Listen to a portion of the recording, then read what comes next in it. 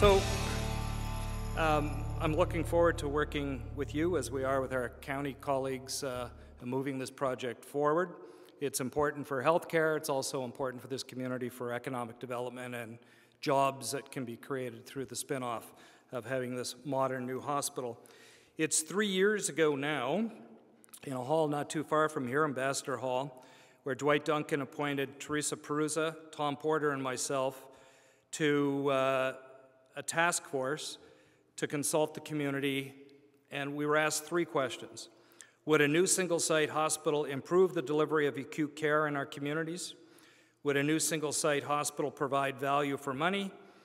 And is there community support to move to one hospital? We had advisory committees that involved obviously folks from the hospitals, from the business community, from labor, from the college, from the university, from CCAC.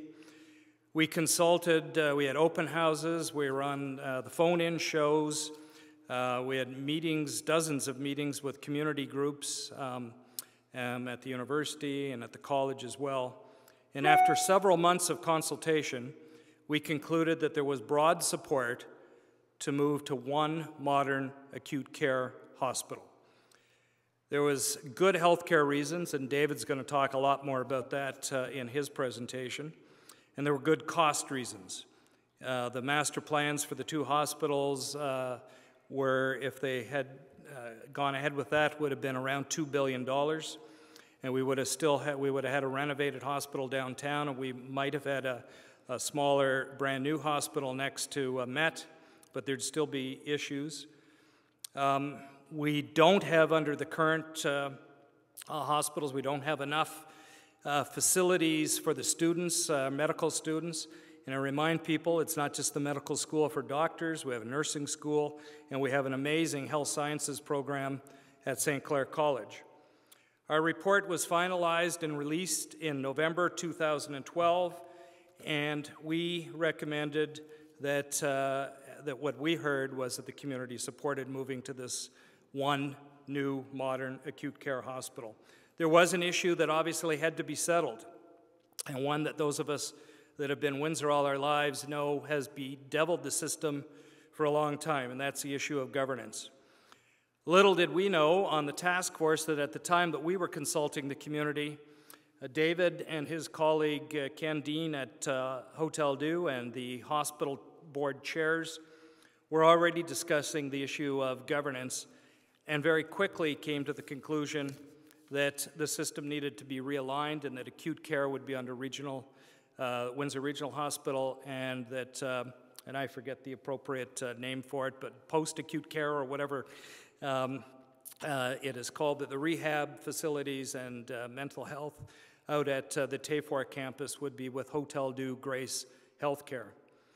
And I think those of us, again, that have followed this for many years know how difficult that work could have been. So all of us in Windsor need to tip our hats and thank the 2 CEOs and also the board chairs and the board members overcoming that problem and immediately coming forward with answering the governance question. So progress has been significant. Modernization of the whole healthcare system in Windsor-Essex is going to happen, and Gary from the LIN is going to talk about the community capacity study that's going on right now. So I look forward to working with the community, and I guess the one thing is the consultation processes all along the way have been very, very extensive. And I think at the end of the day, what we really want is for the people in this community to say, that's not Windsor Regional Hospital, that's our hospital. That you'll be able to see that the consultations have had an impact, that they're reflected in the actual product in the hospital at the end of the day because of the consultations and because of your input. So I appreciate everyone that has come out tonight, and now I'm going to turn it over to David, who has the guts of the presentation here.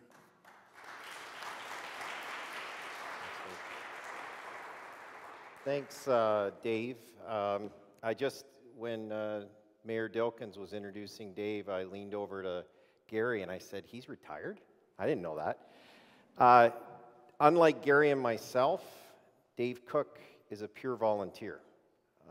You have to recognize his value and his efforts with respect to this. Dave and I, along with Gary, we've probably done, I mean, we're closing in, I think, on 30 presentations to groups across Windsor, Essex. And Dave has been at every single one. Dave has committed his time with respect to even the task force. His involvement's been phenomenal. So I really want to thank Dave Cook for everything he's done with respect to this project. It is in his heart to move this ahead, and the reasons for needing it for Windsor, Essex.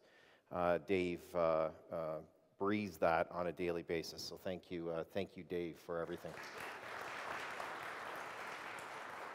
And thank you, Mayor Dilkens, and we have some city councilors here. Thank you for inviting us to do this presentation in the city. As we stated, we've done numerous in the city and the county across, and we really appreciate this facility and appreciate the University of Windsor as well in supporting us here at this facility.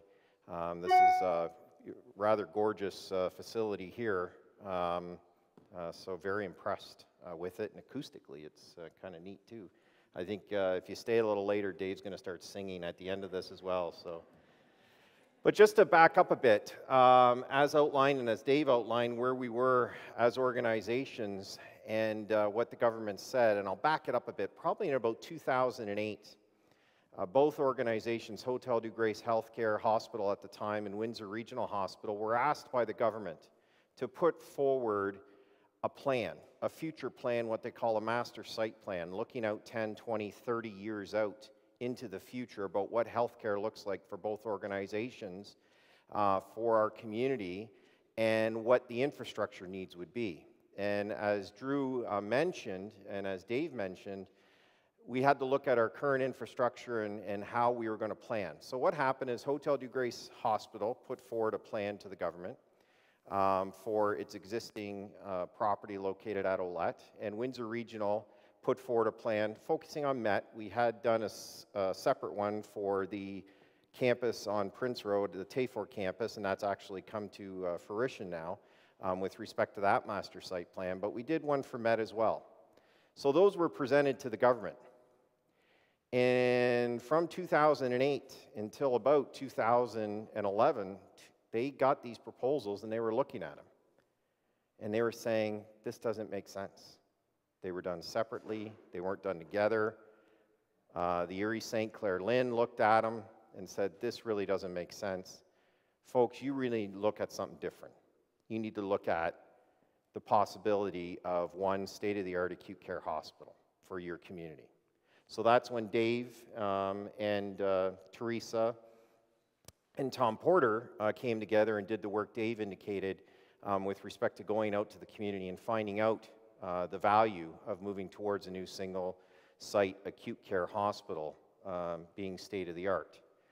Now, at the same time that the government asked for that to be done, they also, as Dave indicated, the hospitals knew what was coming next, knew that the government was going to say, you need to do something from a governance point of view if we're moving in this direction.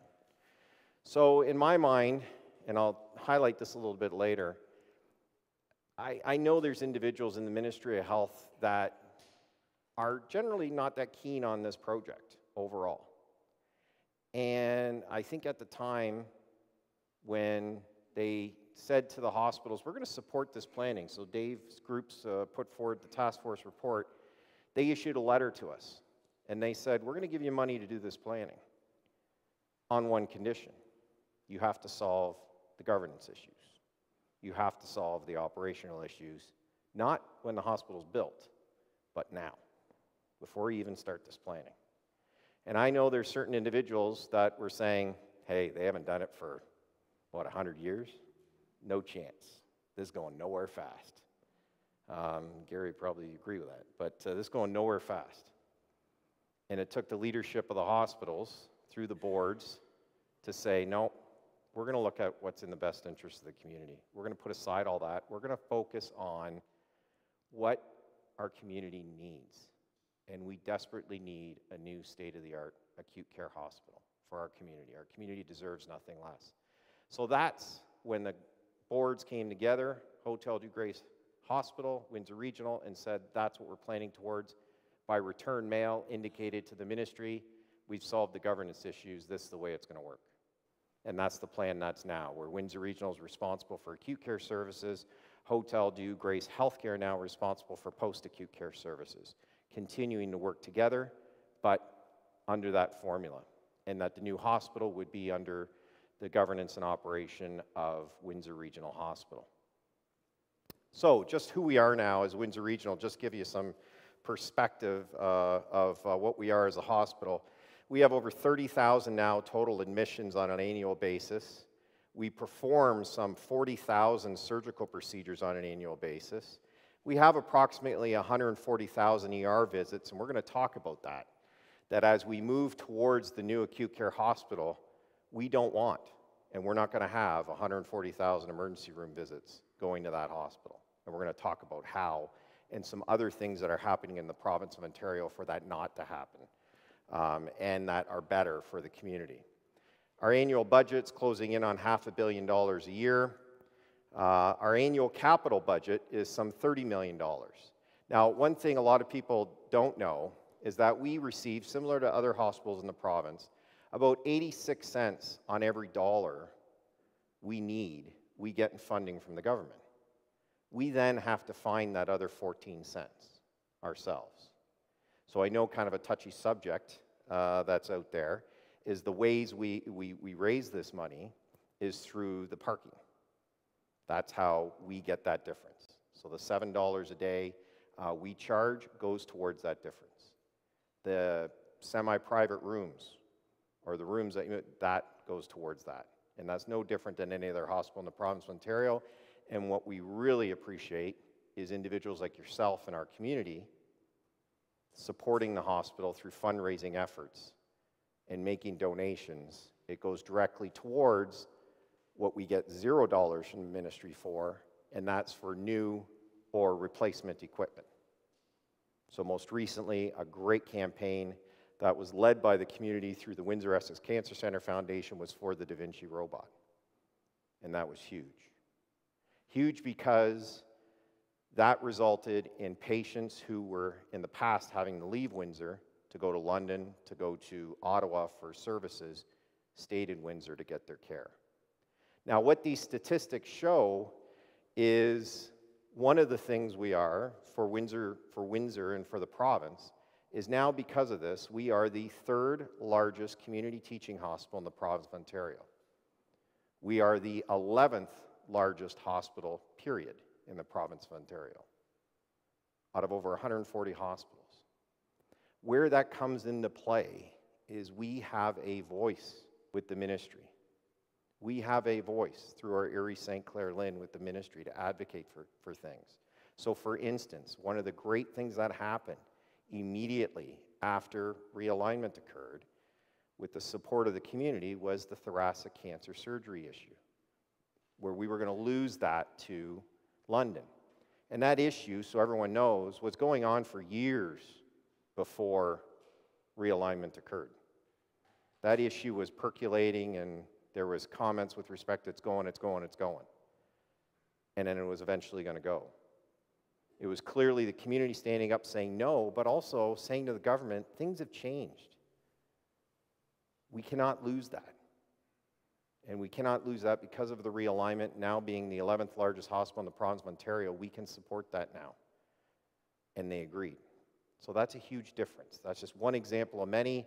Men's health, as I stated with the Da Vinci, we're the 25th Da Vinci robot in all of Canada to have that. We are the first program, men's health program, that's funded by the government of Ontario.